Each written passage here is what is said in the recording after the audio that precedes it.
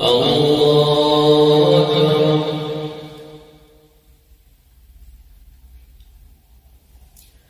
الحمد لله رب العالمين الرحمن الرحيم مالك يوم الدين إياك نعبد وإياك نستعين اهدنا الصراط المستقيم صراط الذين أنعمت عليهم غير المغضوب عليهم ولا الضالين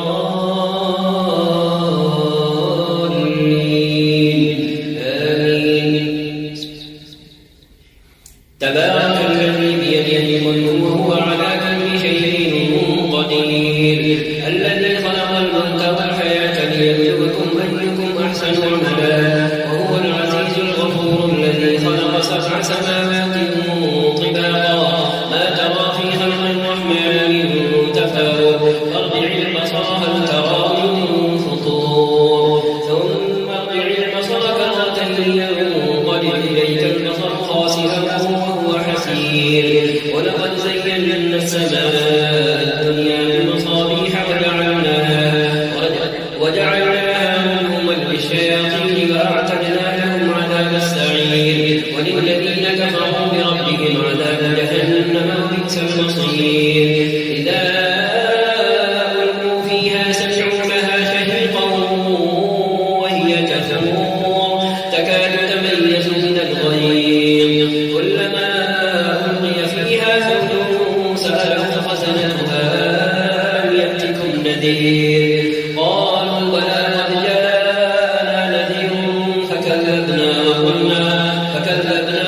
ما نزل الله من شيء إن أنتم إلا في ضلال كبير. وقالوا لو كنا نسمع أو نعلم ما كنا في أصحاب السعير فاعترفوا بذنبهم فسحقا لأصحاب السعير.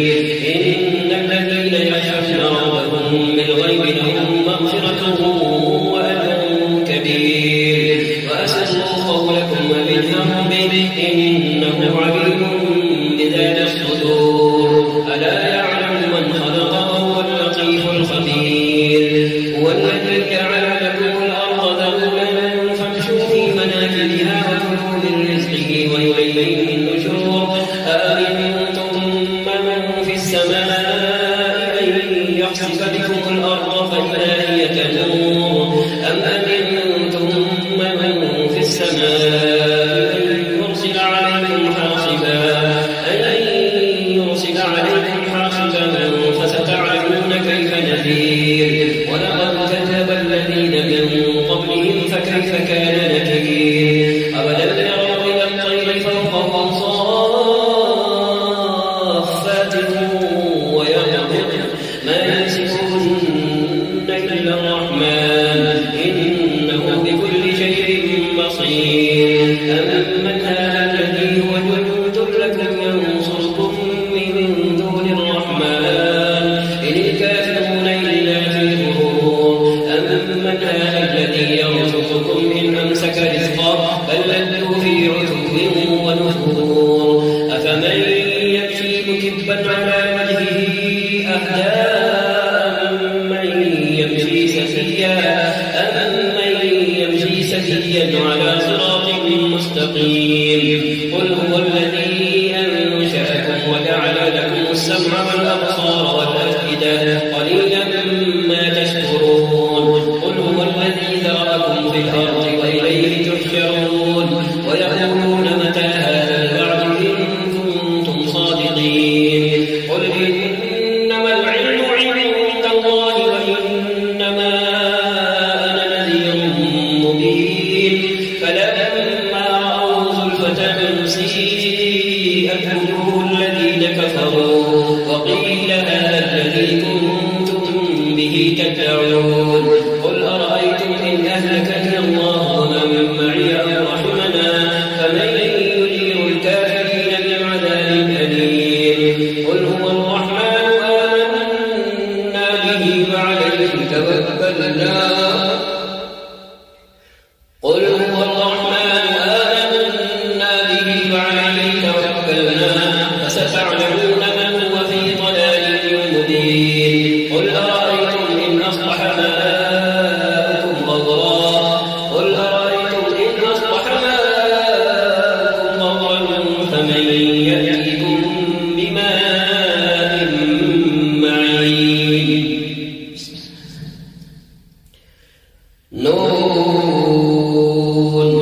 والقلم وما يسطرون ما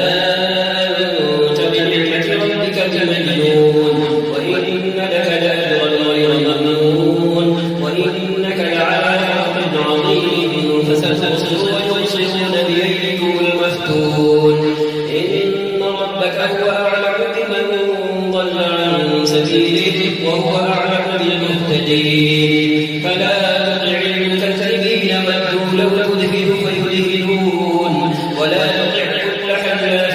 مهين هماز مشاء بنميم مناع للخير معتد أثيم عتل بعد ذلك زنيم أن كان مالا وبنين إذا تتلى عليه آياتنا قال أساطير الأولين سنسمه على الخرطوم إنا بلوناهم كما بلونا أصحاب الجنة إذ أقسموا ليصرمنها مصبحين ولا يستسلمون فطاف عليها طائف من ربك وهم نائمون فأصبحت كالصريم فتنادوا مصبحين أن يغدوا على حرثكم إن كنتم صارمين فانطلقوا وهم يتخافتون ألا يدخلنها اليوم عليكم مسكين وغدوا على حرب قادرين فلما رأوها قالوا إنا لضالون بل نحن محرومون قال أوسطهم ألم نقل لكم لولا تسبحون قالوا سبحان ربنا إنا كنا ظالمين قالوا سبحان ربنا إنا كنا ظالمين فأقبل بعضهم على بعض يتلاومون قالوا يا ويلنا إنا كنا طاغين عسى ربنا أن يبدلنا خيرا منها إنا إلى ربنا راغبون كذلك العذاب كذلك العذاب كذلك العذاب كذلك العذاب ولعذاب الآخرة أكبر لو كانوا يعلمون إن للمتقين عند ربهم جنات النعيم أفنجعل المسلمين كالمجرمين ما لكم كيف تحكمون أم لكم كتاب فيه تدرسون إن لكم فيه لما تخيرون أم لكم أيمان علينا بالغة إلى يوم القيامة إن لكم لما تحكمون سلهم أيهم بذلك زعيم أم لهم شركاء فليأتوا بشركائهم إن كانوا صادقين يوم يكشف عن ساق ويدعون إلى السجود فلا يستطيعون خاشعة أبصارهم ترهقهم ذلة وقد كانوا يدعون إلى السجود وهم سالمون فذرني ومن يكذب بهذا الحديث سنستدرجهم من حيث لا يعلمون وأملي لهم إن كيدي متين أم تسألهم أجرا فهم من مغرم مثقلون أم عندهم الغيب فهم يكتبون فاصبر لحكم ربك ولا تكن كصاحب الحوت إذ نادى وهو مظلوم لولا أن تداركه نعمة من ربه لنبذ بالعراء وهو مذموم فاجتباه ربه فجعله من الصالحين وإن يكاد الذين كفروا ليزلقونك بأبصارهم لما سمعوا الذكر ويقولون إنه لمجنون وما هو إلا ذكر للعالمين الله أكبر الحمد لله رب العالمين الرحمن الرحيم مالك يوم الدين إياك نعبد وإياك نستعين اهدنا الصراط المستقيم صراط الذين أنعمت عليهم غير المغضوب عليهم ولا الضالين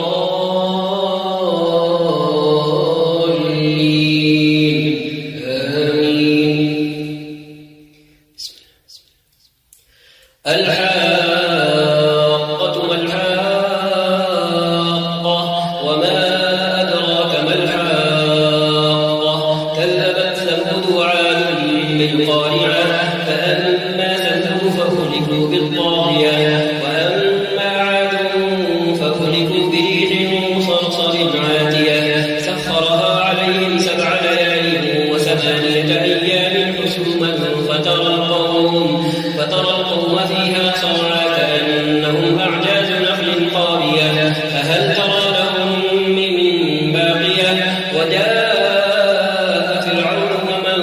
قبله والمؤتفكات بالخاطئة فعصوا رسول ربهم فأخذهم أخذة رابية إنا لما طغى الماء حملناكم في الجارية لنجعلها لكم تذكرة وتعيها أذن واعية فإذا نفخ في الصور نفخة واحدة وحملت الأرض والجبال فدكتا دكة واحدة فيومئذ وقعت الواقعة وانشقت السماء فهي يومئذ واهية والملك على أرجائها ويحمل عرش ربك فوقهم يومئذ 8 يومئذ تعرضون لا تخفى منكم خافية فأما من أوتي كتابه بيمينه فيقول هاؤم اقرءوا كتابيه إني ظننت أني ملاق حسابيه فهو في عيشة راضية في جنة عالية قطوفها دانية كلوا واشربوا هنيئا بما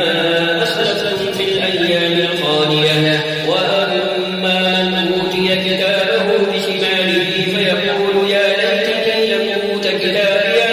ولم أدر ما حسابيه يا ليتها كانت القاضية ما أغنى عني ماليه هلك عني سلطانيه خذوه فغلوه ثم الجحيم صلوه ثم في سلسلة ذرعها 70 ذراعا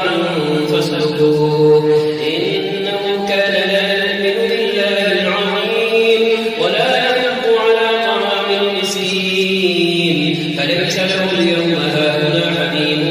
ولا طعام إلا من مسكين لا يأكله إلا الخاطئون فلا أقسم بما تبصرون وما لا تبصرون إنه لقول رسول كريم وما هو بقول شاعر قليلا ما تؤمنون ولا بقول كاهن قليلا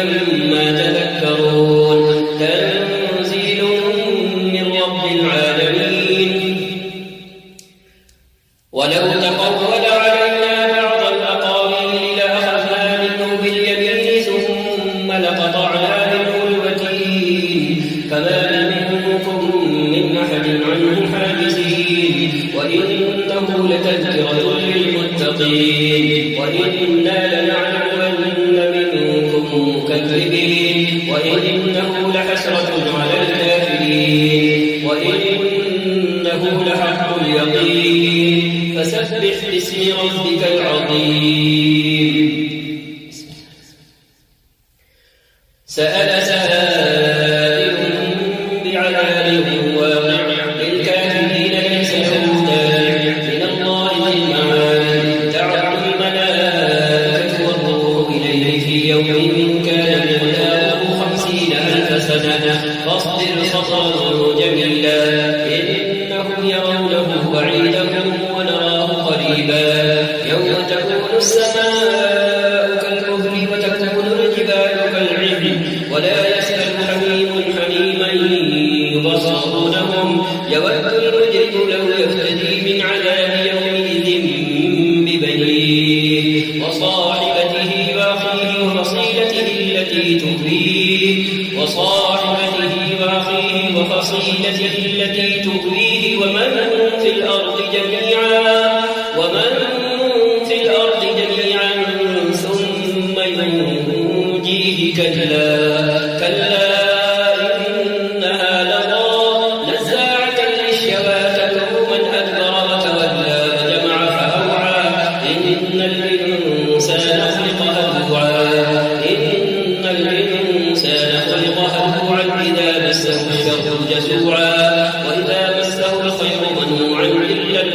المصلين إلا المصلين الذين هم على صلاتهم دائمون والذين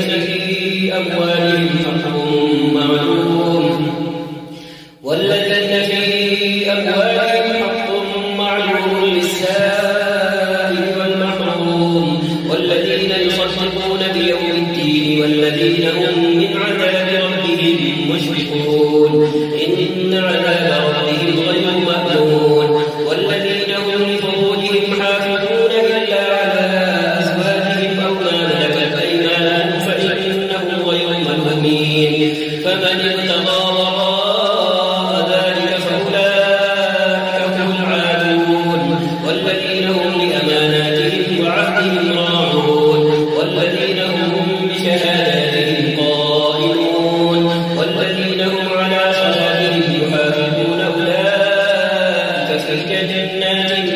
مكرمون فما للذين كفروا قبلك مهطعين عن اليمين وعن الشمال عزين أيطمع كل امرئ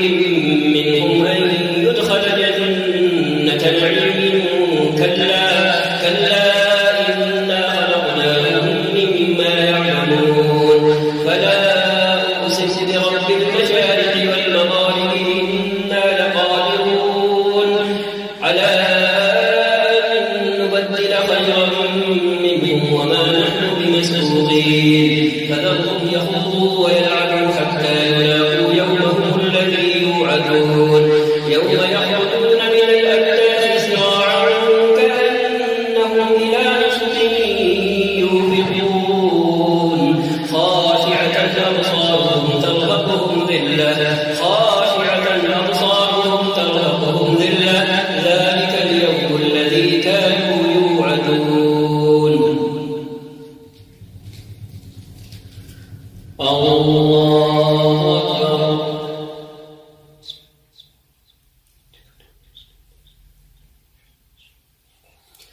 الحمد لله رب العالمين الرحمن الرحيم مالك يوم الدين إياك نعبد وإياك نستعين اهدنا الصراط المستقيم صراط الذين أنعمت عليهم غير المغضوب عليهم ولا الضالين آمين إنا أرسلنا نوحا إلى قومه أن أنذر قومك من قبل أن يأتيهم عذاب أليم قال يا قوم إني لكم نذير مبين أن اعبدوا الله واتقوه وأطيعون يغفر لكم من ذنوبكم ويوفقكم إلى أجل مسمى إن أجل الله إذا جاء لا يؤخر لو كنتم تعلمون قال رب إني دعوت قومي ليلا ونهارا فلم يزدهم دعائي إلا فرارا وإني كلما دعوتهم لتغفر لهم جعلوا أصابعهم في آذانهم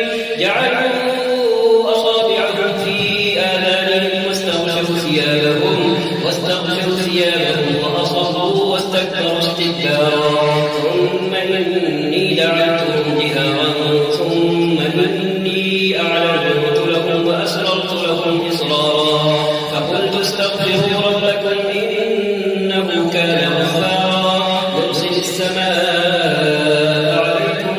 مدرارا ويمددكم بأموال وبنين ويجعل لكم جنات ويجعل لكم أنهارا ما لكم لا ترجون لله وقارا وقد خلقكم أطوارا ما لكم لا ترجون لله وقارا وقد خلقكم أطوارا ألم تروا كيف خلق الله 7 سماوات طباقا وجعل القمر فيهن نورا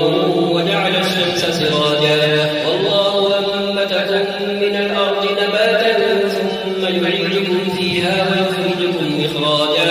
والله جعل لكم الأرض بساطا لتسلكوا منها سبلا فجاجا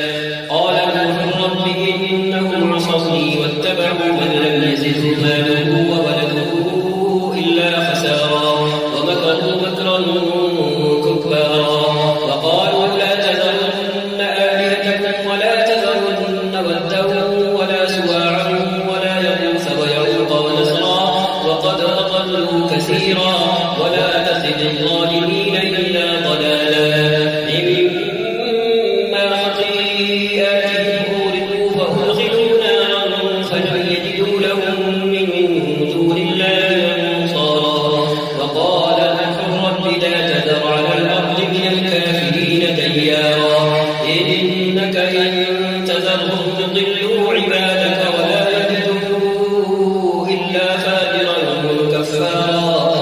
رب اغفر لي ولوالدي ولمن دخل بيتي مؤمنا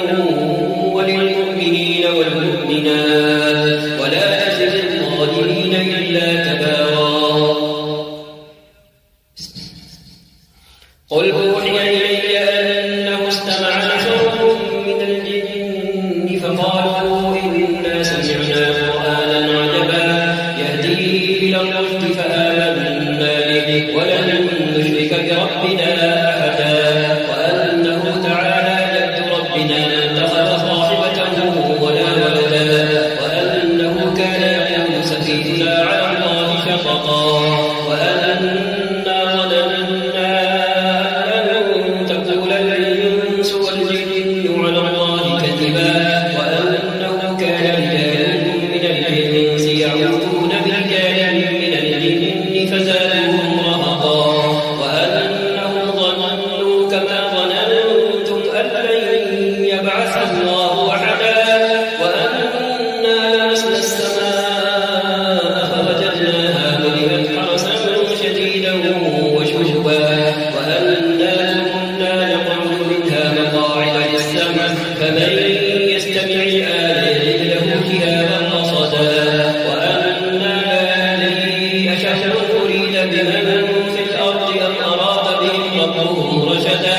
وأنا منا الصالحون ومنا دون ذلك كنا طرائق قددا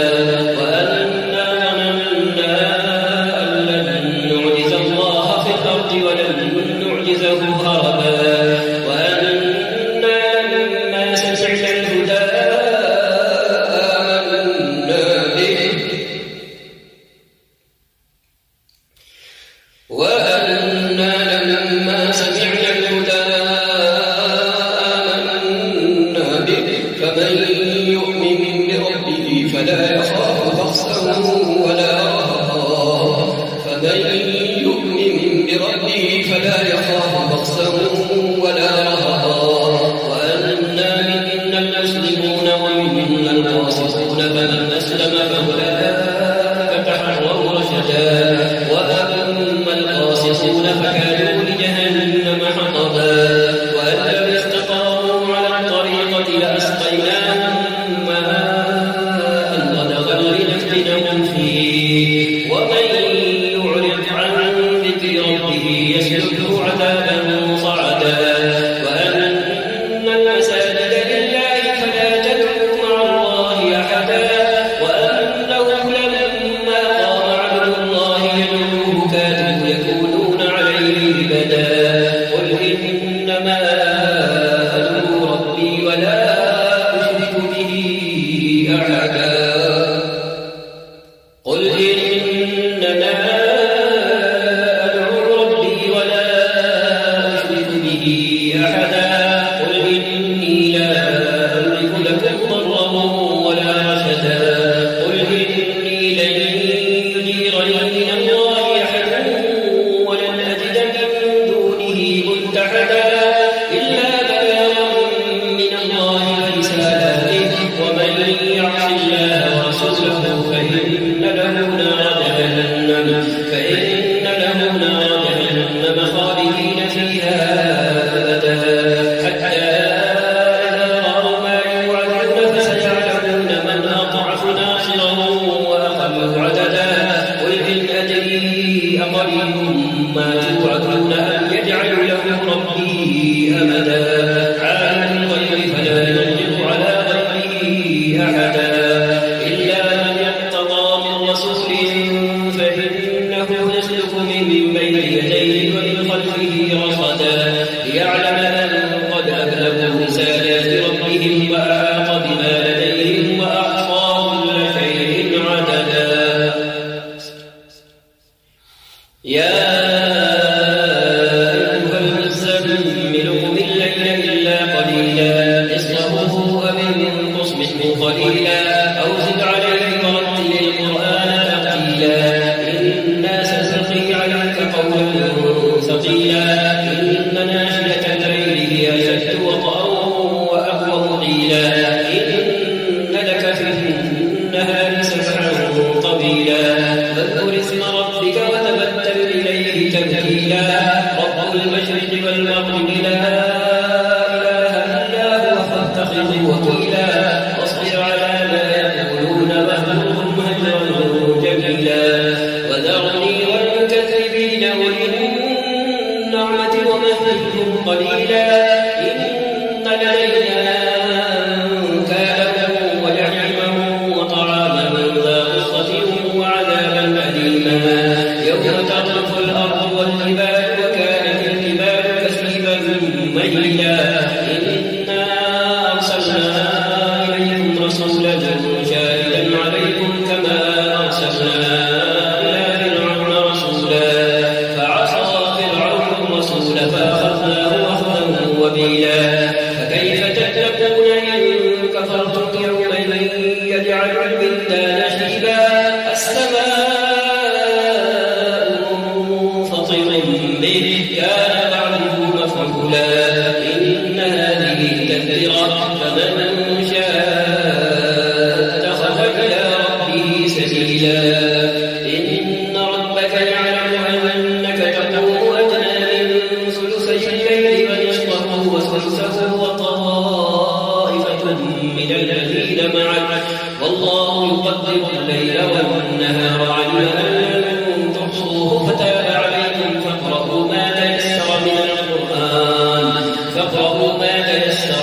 القرآن علم من سيكون منكم مرضى وآخرون يضربون في الأرض يبتغون من فضل الله وآخرون يقاتلون في سبيل الله فاقرؤوا ما تيسر منه وأقيموا الصلاة وآتوا الزكاة وأقرضوا الله قرضا حسنا وما تقدموا لأنفسكم من خير تجدوه عند الله هو خيرا وأعظم أجرا واستغفروا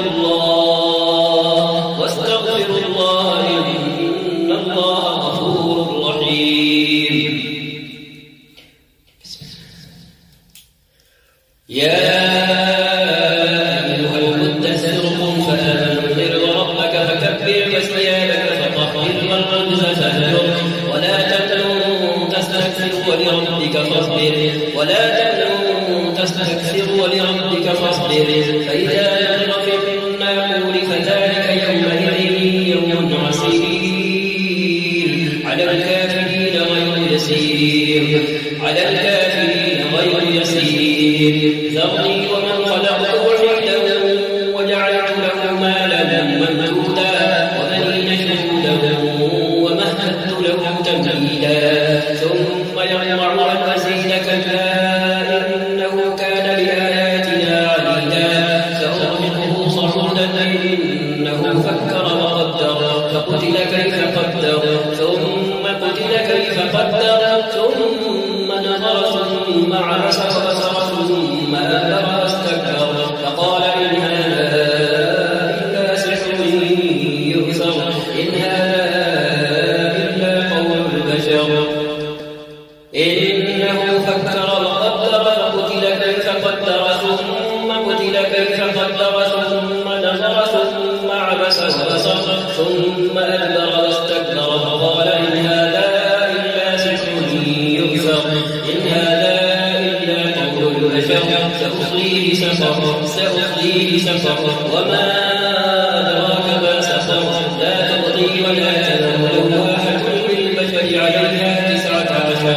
وما جعلنا أصحاب النار إلا ملائكة وما جعلنا عدتهم إلا فتنة للذين كفروا ليستيقن الذين أوتوا الكتاب ويزداد الذين آمنوا إيمانا ولا يرتاب الذين أوتوا الكتاب والمؤمنون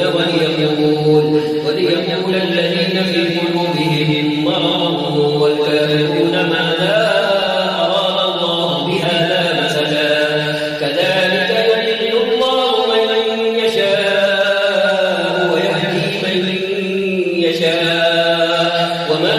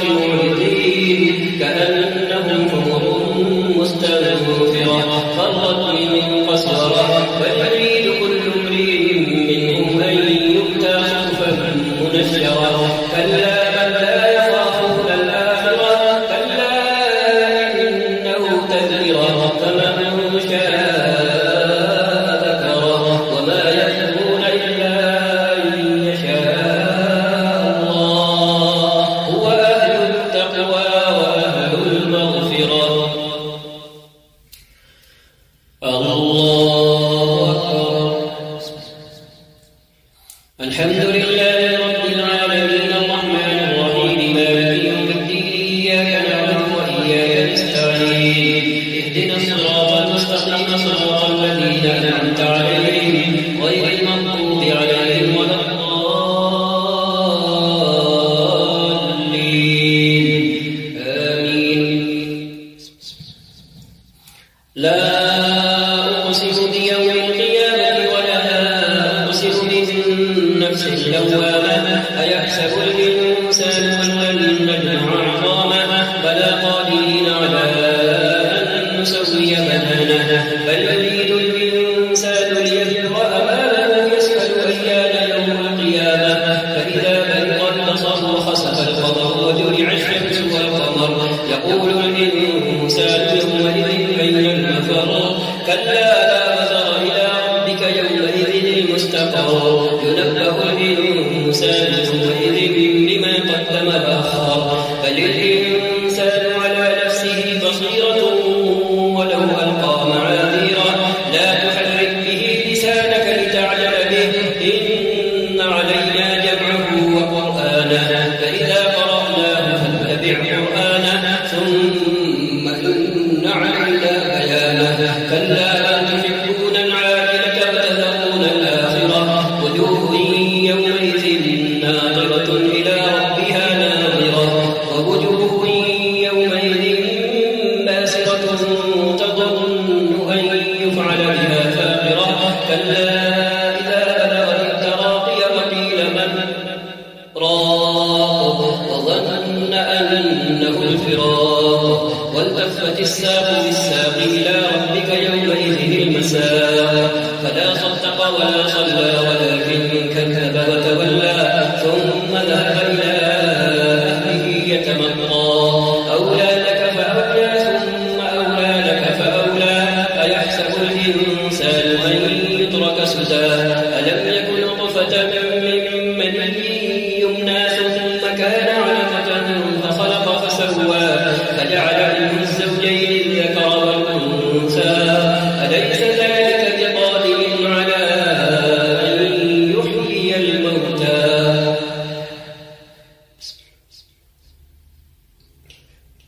هل أتى على الإنسان حين من الدهر لم يكن شيئا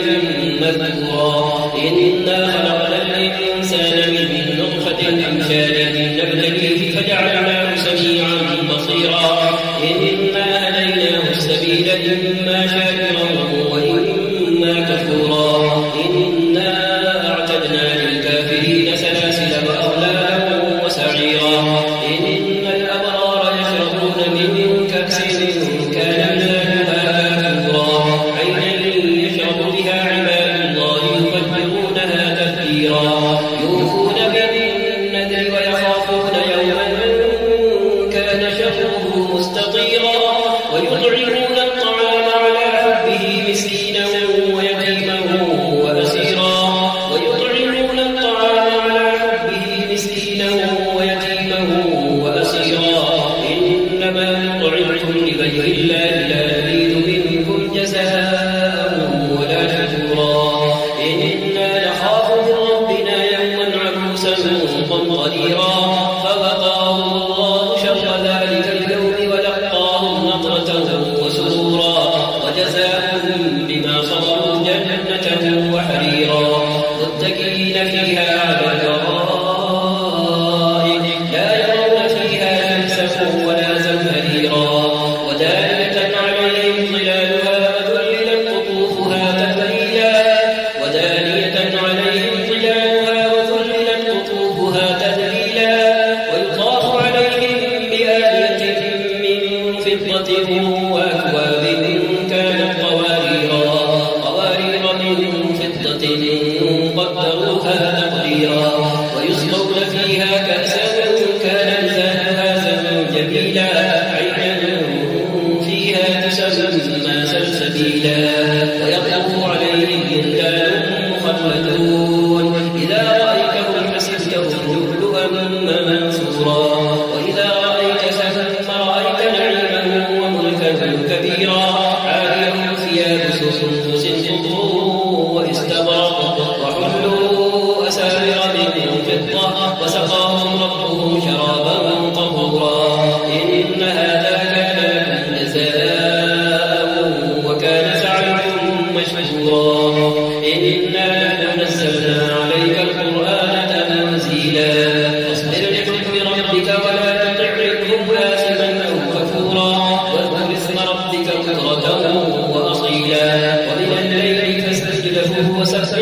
شيئا قليلا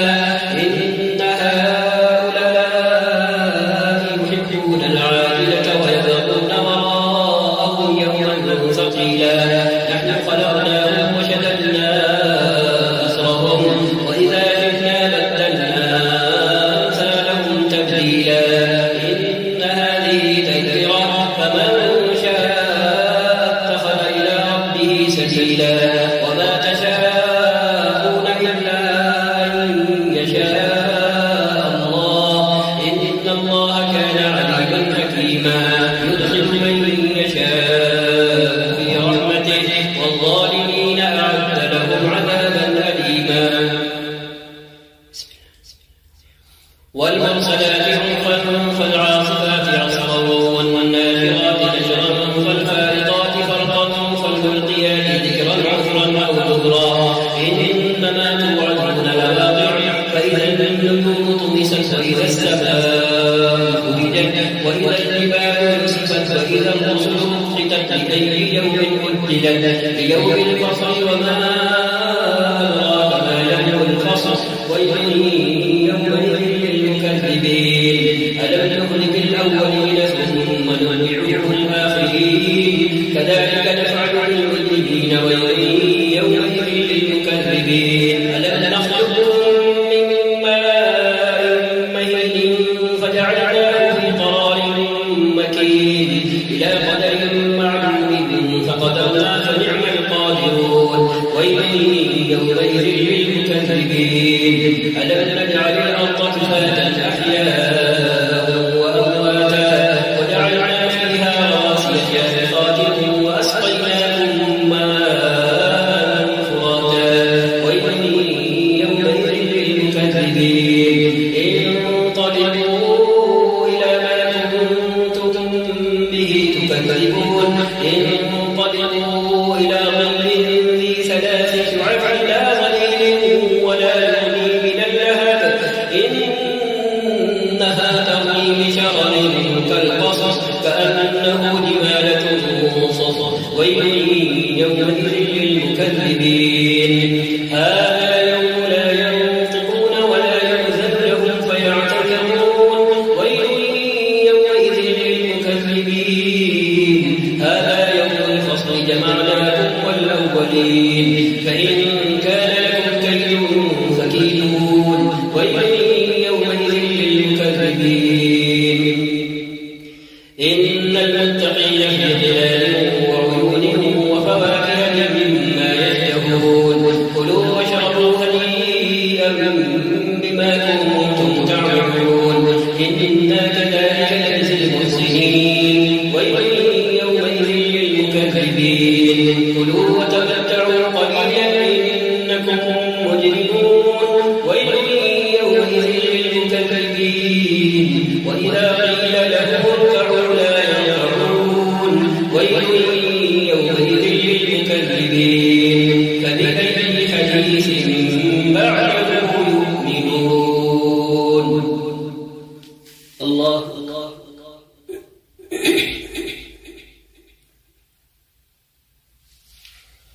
سمع الله لمن حمده الله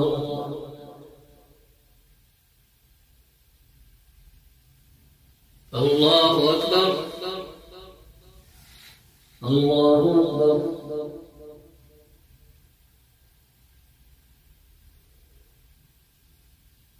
الله أكبر